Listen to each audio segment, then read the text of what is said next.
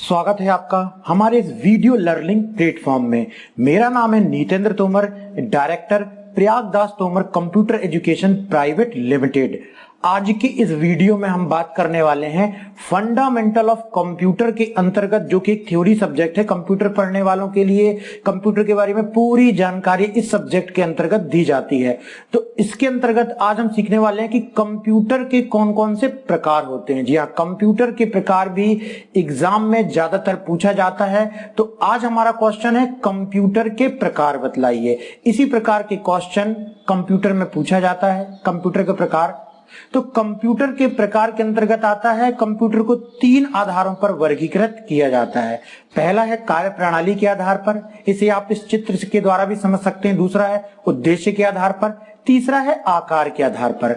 इस प्रकार का डायग्राम भी आप अगर एग्जाम में बनाते हैं तो बहुत अच्छे मार्क्स आपको मिलेंगे। और हाइब्रिड कंप्यूटर पहला दिया गया है बाय टाइप। बाय टाइप का मतलब हो गया कार्य प्रणाली के आधार पर। बाय टाइप का अर्थ हो गया कार्य प्रणाली के आधार पर। तो पहला है analogue computer, digital computer, hybrid computer. इसी प्रकार से साइज के आधार पर based on size micro computer, mini computer, mainframe computer और सुपर कंप्यूटर आता है। बाय पर्पस के आधार पर, उद्देश्य के आधार पर कंप्यूटर के 2 प्रकार होते हैं, जनरल पर्पस कंप्यूटर और स्पेशल पर्पस कंप्यूटर। तो यहां पर कंप्यूटर की कैटेगरी को जो चित्र में बतलाया गया है, कंप्यूटर इसी प्रकार से जो है होते हैं। चलिए हम आगे देखते हैं कि कंप्यूटर के इन प्रकारों को किस प्रकार से और आगे समझेंगे। कार्य प्रणाली के आधार पर इन्हें 3 भागों में बांटा जाता है। पहला है एनालॉग कंप्यूटर, डिजिटल कंप्यूटर और हाइब्रिड कंप्यूटर में वर्गीकृत किया जाता है। तो सबसे पहला है एनालॉग कंप्यूटर।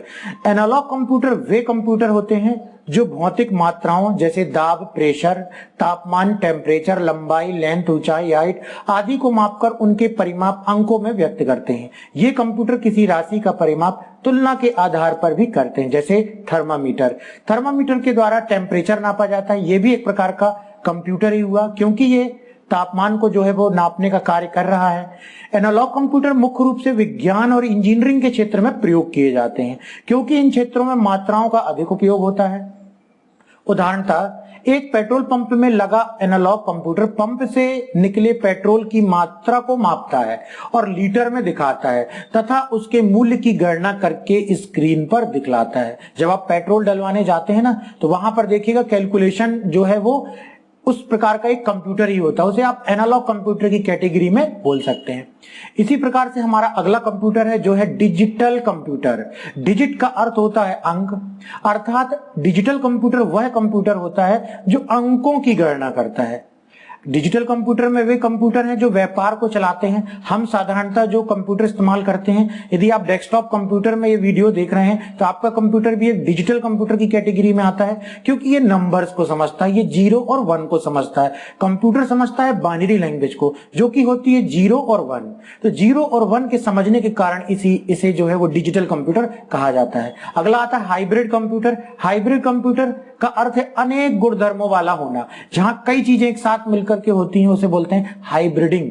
तो हाइब्रिड का अर्थ होता है अनेक गुणधर्मों वाला होना। अतः वे कंप्यूटर जिनमें एनालॉग कंप्यूटर और डिजिटल कंप्यूटर दोनों के गुण हो, हाइब्रिड कंप्यूटर कहलाते हैं। जैसे पेट्रोल पंप की मशीन भी एक हाइब्रिड कंप्यूटर का बहुत अच्छा उदाहरण है, क्योंकि वहां पर एनालॉग और डिजिटल कंप्यूटर दोनों जुड़े हुए होते हैं, इसलिए उसे हम हाइब्रिड कंप्यूटर कह सकते हैं।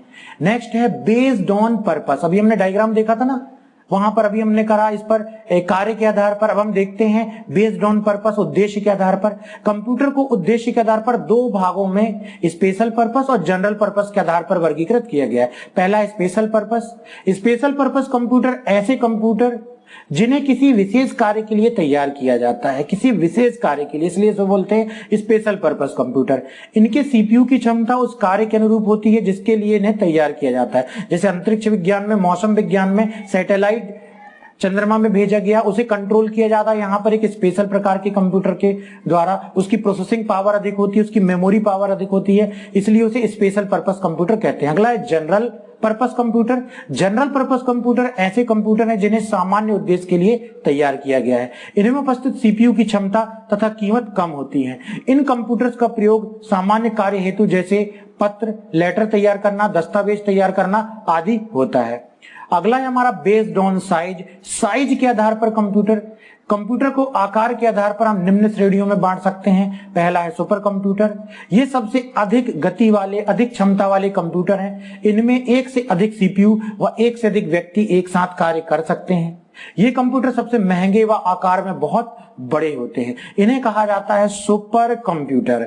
सुपर कंप्यूटर के बाद है मिनी कंप्यूटर। माइक्रो कंप्यूटर से कुछ अधिक व मेमोरी वाले कंप्यूटर मिनी कंप्यूटर कहलाते हैं। ये माइक्रो कंप्यूटर से महंगे होते हैं। मिनी कंप्यूटर का उपयोग आरक्षण प्रणाली का संचालन और बैंकिंग कार्यों के लिए किया जाता है, तो इसे हम बोलते हैं मिनी कंप्यूटर, जो माइक्रो कंप्यूटर से थोड़ा सा बड़े होते हैं, सुपर कंप्यूटर से कम होते हैं।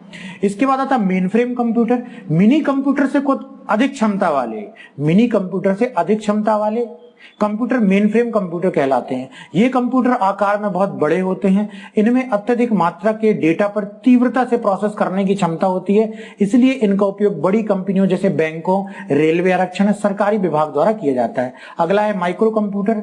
माइक्रो कंप्यूटर से क्यों कहा जाता है? क्योंकि इस कंप्यूटर को माइक्रो कंप्यूटर दो कारणों से कहा जाता है। पहला, इस कंप्यूटर में माइक्रो प्रोसेसर का प्रयोग किया जाता है।